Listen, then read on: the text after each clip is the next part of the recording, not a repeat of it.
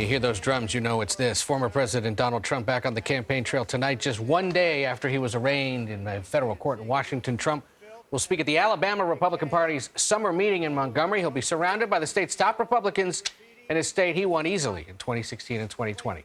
Let's bring in Scott MacFarlane to discuss. He was in court yesterday as part of our CBS News team tracking that historic indictment. Scott, what can you, before we get to court, remind us about his popularity in Alabama, what we can expect from him tonight.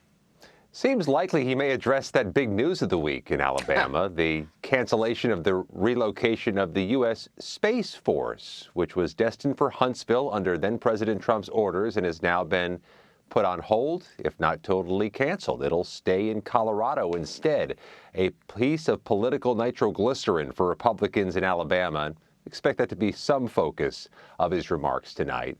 But it's also a state that, as it's ruby red and as it's vociferous in its support of Donald Trump, is just the place he might want to be after walking through the District of Columbia in that rain yesterday, where he was greeted by protesters outside the courthouse and a pretty harsh reality inside of it.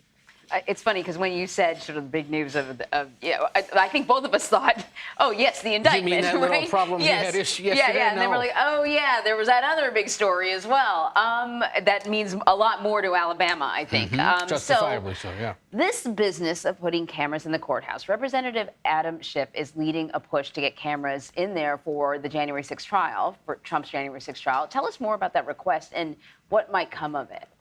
It's different because it's not a one-party-only type of request. The most vociferous person championing cameras in the courtroom is one of the longest-serving Republican senators in modern times, Chuck Grassley.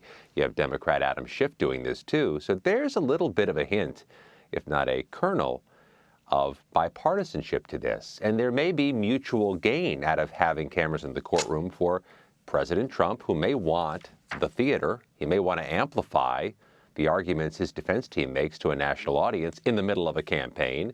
And most certainly there are Democrats who'd like to see all that happens in this courtroom amplified, knowing that January 6th is still a stain on the legacy of Donald Trump.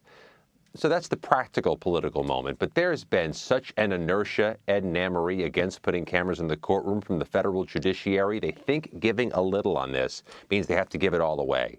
Allowing a one-time opportunity to put cameras in a courtroom would open a floodgate they don't want to open. So I would say the prospects are dim, but that might be overconfident. The prospects are near zero.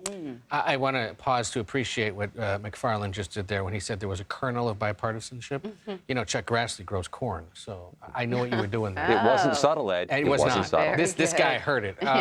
When you were at court yesterday, you spoke with Capitol Police Officer Harry Dunn, who was in the courtroom for the arraignment. Let's listen to what he had to say about the day. It was just good to see the road to justice being followed, the roadmap, and accountability and true justice comes at the form of a guilty verdict. So while I didn't expect much here, it's a necessary step to getting to that ultimate destination that I've been pounding the pavement for. I mean, he's been omnipresent at all of these hearings, both the congressional and a lot of the legal ones. And it's a reminder, really, that, you know, that's a big part of what January 6th was about, the assault on not only the Capitol, but on law enforcement officers. And something you've pointed out, that the judge in this case, Scott, has called out other defendants for doing, and that is attacking law enforcement to protect the Capitol, the Senate chamber, and those other sacrosanct sites there in Washington. And Officer Dunn said something that I didn't expect later in the interview. He said, I wanted to see the arrest January 7th. And it really does speak to something bigger, Ed.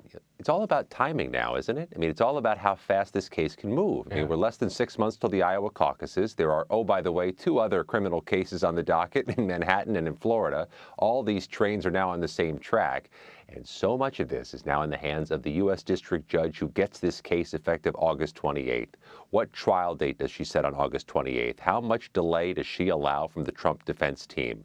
They did wait 2.5 years after January 6th to charge the former president, and that's put everybody in a time crunch.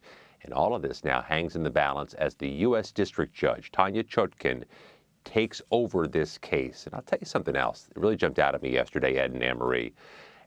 In his parting remarks in the rain yesterday, the former president took a very limited amount of time and really trashed the District of Columbia, said it was crumbling and graffiti-laden, which it's not, and certainly wasn't on the route he took. But he's about to face a judge, Tanya Chotkin, who, from my experience in her courtroom for many years, is one of the biggest champions of the District of Columbia. She is a proud citizen. She likes to tell the history of the District of Columbia. She likes to clarify that it's not a swamp here.